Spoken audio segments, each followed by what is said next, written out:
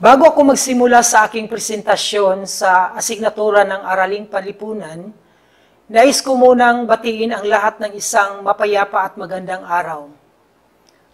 Sa ating napipitagang mga DepEd official sa Department of Education na pinangungunahan ni Regional Director Madam Evelyn Fitalvero ng Davao City, Schools Division Superintendent Dr. Reynaldo Guillena, Assistant Schools Division Superintendents Dr. Basilio Manaay Jr. at Dr. Emma Camporidundo, Curriculum Implementation Division Chief Dr. Alma Cifra, Schools Governance and Operations Division Chief Dr. Teresita Del Valle.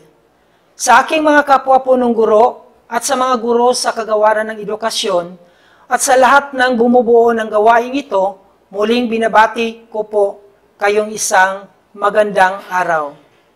The Department of Education releases the most essential learning competencies, or MELCs, to be used nationwide for the academic year 2020-2021.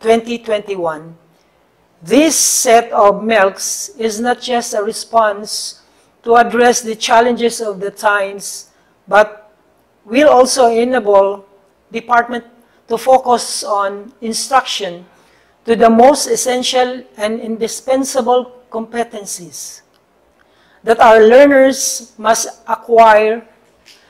Thus, the MELCs serves as the primary reference of all schools in determining and implementing learning delivery approaches that are suited to the local context and diversity of learners while adapting to the challenges caused by the current pandemic.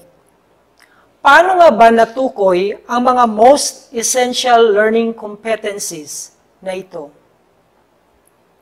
Tingnan natin ang diagram na naglalarawan sa kasaysayan sa pagbuo ng MELC sa Araling Panlipunan. Una, nagkaroon ng curriculum review. Ang ating mga dalubhasa ay sinuri ng maigi ang curriculum mula sa elementarya hanggang sa sekundarya. Pinag-aralan ang curriculum guide, gayon din ang curriculum standard, kung saan napapaloob ang learning competencies. Mula sa learning competencies, nabuo ang essential learning competencies. At mula naman sa essential learning competencies, nabuo ang most essential learning competencies. Ano-ano nga ba ang mga basihan sa pagkabuo ng most learning competencies or most essential learning competencies? Una, kinakailangan na ang most essential learning competencies ay lifelong learning. Kinakailangan din ito ay buo, malinaw, at may malawak na kaalaman. Higit sa lahat, ito ay naayon sa pamantayang pangnilalaman at pamantayan sa pagganap. Bakit nabuo ang MELCs? Una, upang matulungan ang mga guro na matukoy ang mga mahalagang pamantayang pampagkatuto upang sa gayon ay mabigyan ito ng prioridad. Pangalawa, maging batayan sa kanilang mga desisyon instructional at hindi upang palitan ang kasalukuyang curriculum guide.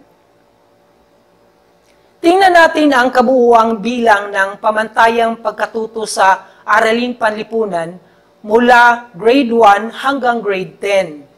Sa kasalukuyan, mayroon tayong tinatawag na 253 most essential learning competencies. Ang most essential learning competencies ay mula sa 336 na tinatawag natin na essential learning competencies. Ito naman ay galing sa 507 na competencies mula sa ginagamit nating curriculum guide.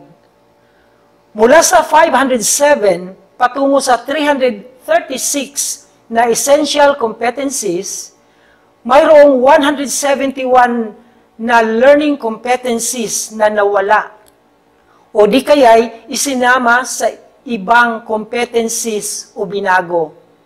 Mula naman sa 336 learning competencies, nagkaroon na lamang tayo ngayon ng 253 learning competencies, na saan ang 83 na essential learning competency. Ito ay posibleng pinalitan din o di kaya isinama sa kapwa essential competencies. Tingnan naman natin ang isa pang datos kung saan ipinakita ang pagbabago ng mga learning competencies patungong most essential learning competencies sa bawat taon.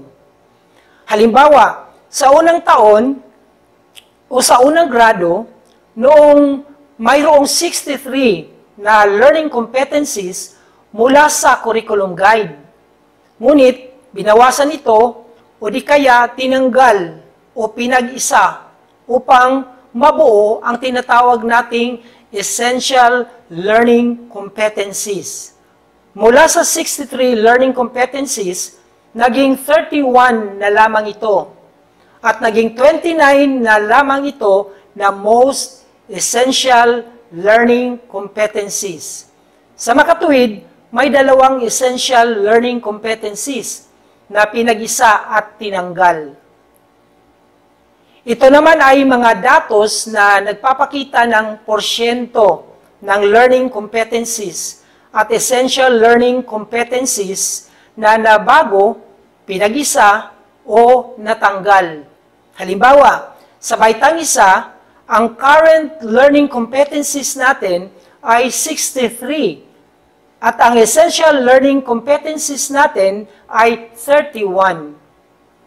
Sa kasalukuyan, mayroon tayong 29 most essential learning competencies.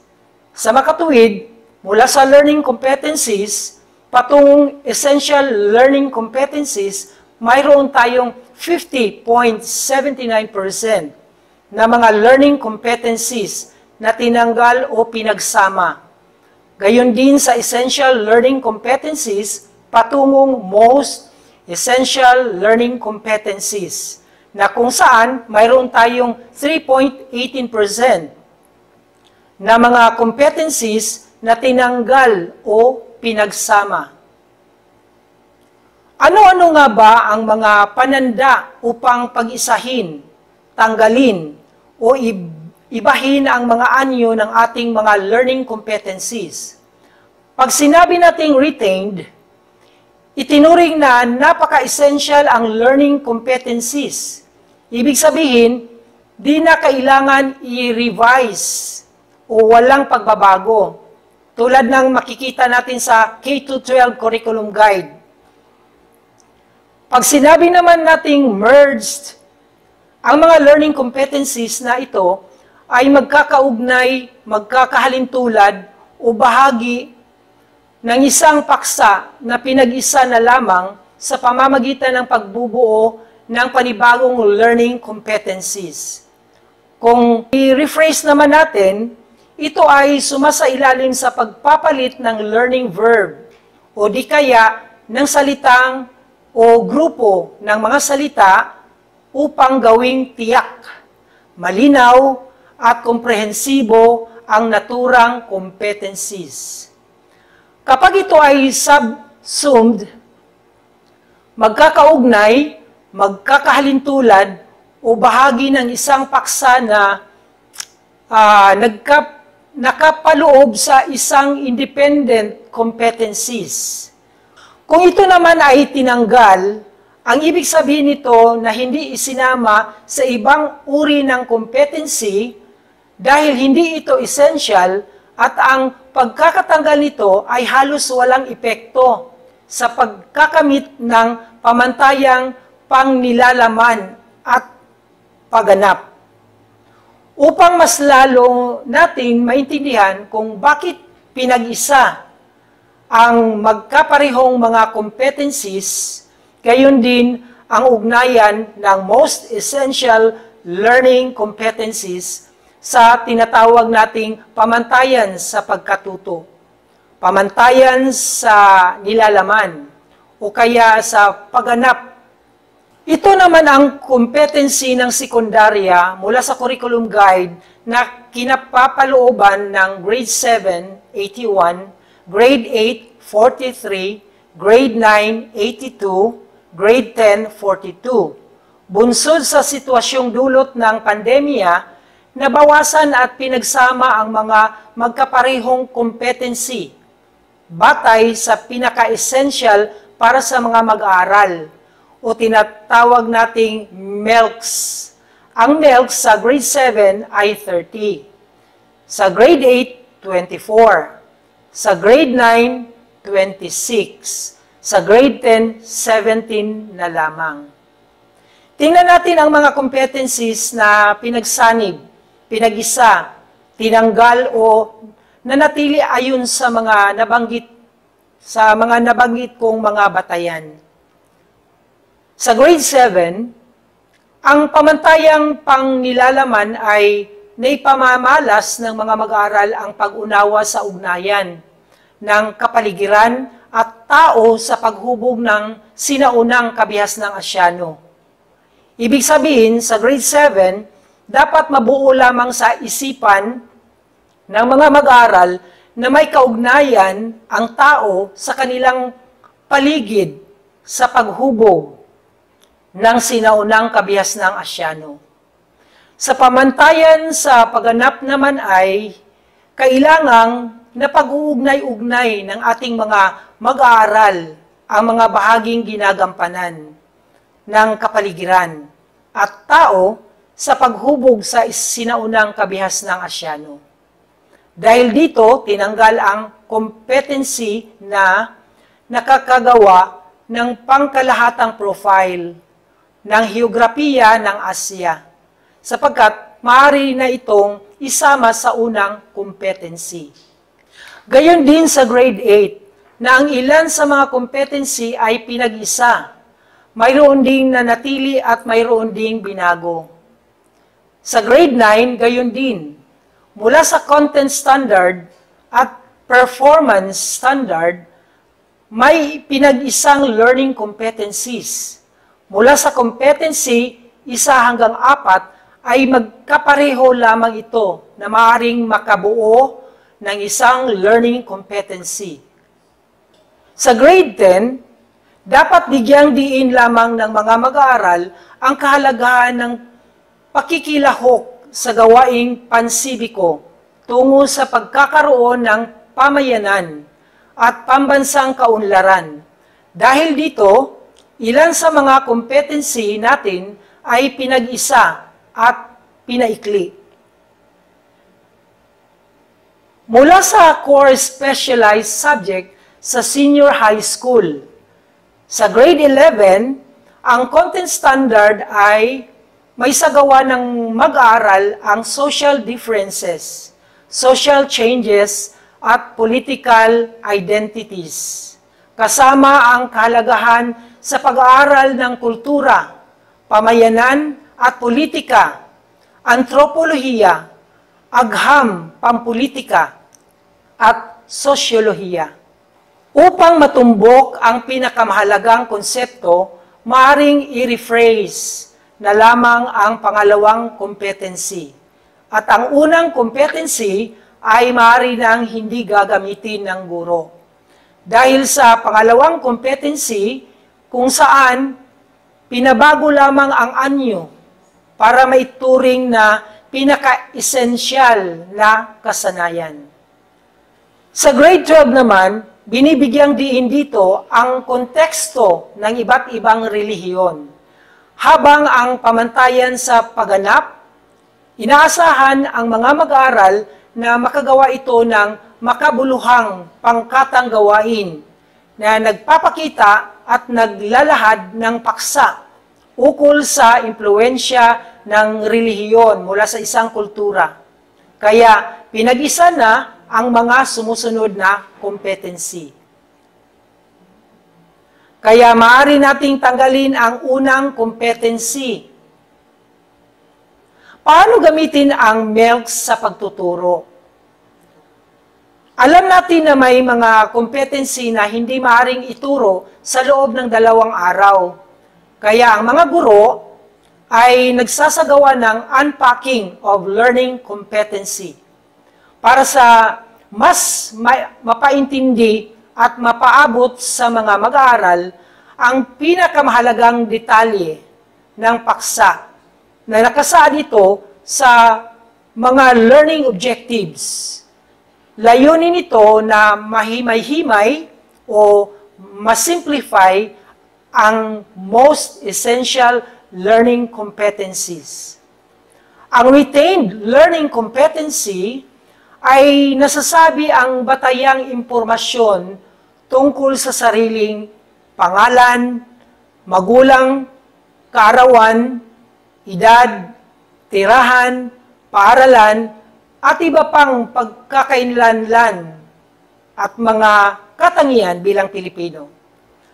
Ang halimbawa ng mga learning objectives ay natutukoy ang buong pangalan na isusulat ang pangalan ng magulang, na ilalarawan ang tirahan at nasasabi ang kompletong pangalan ng paaralan. Ang mga learning objectives na ito ay nakasaad sa DLL or DLP.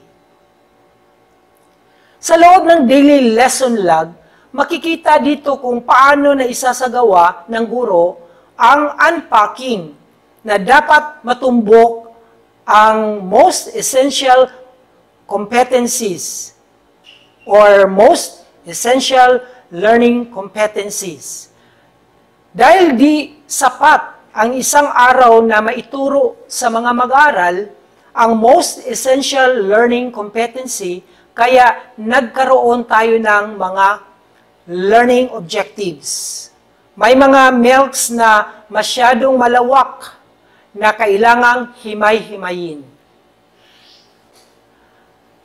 Pagkatandaan natin mga kasamahan ko sa Araling Panlipunan na ang ating dedikasyon, kapanatagan, kasanayan, at pagmamahal sa ating profesyon ay maging sandata natin sa pagtugon sa pandemyang kinahaharap ngayon sa buong mundo.